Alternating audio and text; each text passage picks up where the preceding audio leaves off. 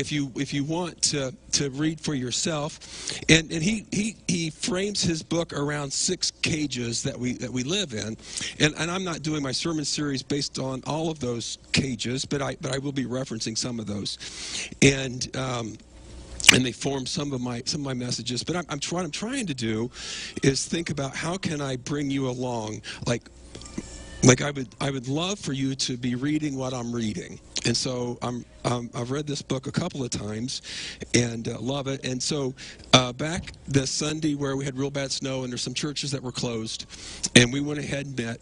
So there was a guy that comes and has meals with us here on Wednesday nights. And so last week, it wasn't this Wednesday, but a Wednesday before, he stopped me and said, "Hey, Doug, what was that book? Because I watched you guys. I want that book." So I went and printed that off and gave to him, and then had this beautiful conversation, how God has used him in his life, and that he just really leans into the Holy Spirit. It's just a fun conversation that happened on Wednesday night. So I just encourage you, if you've not been a part of the Grateful Gathering and just want to come and just be in some fellowship, I would encourage you to do that.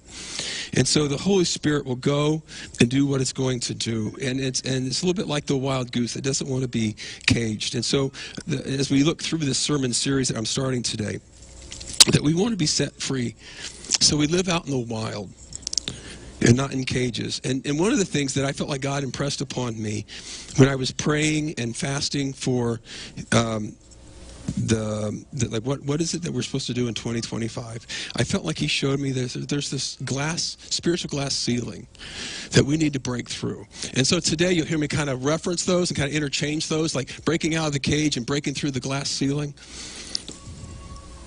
And so in this sermon series, we're going to talk about and specifically today, the transformation work of the Holy Spirit. We're also going to be talking about risk and finding your passion and living a lifestyle, because I want us to be set free.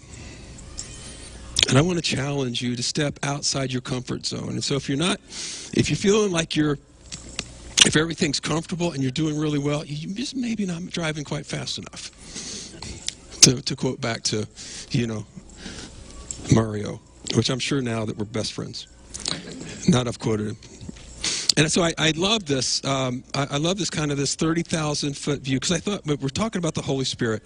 There's so many different ways to unpack this and address this. And so I heard Glenda talking about one way she's thinking about it, or maybe kind of playing around with studying the Holy Spirit, like taking the fruit of the Spirit and then take a word that's listed there, one of the qualities of the Holy Spirit, and then do a Bible search throughout all of that. So where does it talk about self-control, right? And I started looking at that, and I thought, oh my goodness, that's a whole year's worth of sermons. And then I thought about, we could divide it up into looking at what are the fruit of the Spirit is kind of broken up into 3 categories, and how we relate with each other and God and with ourselves. And I thought, well, that's kind of what I was leaning into.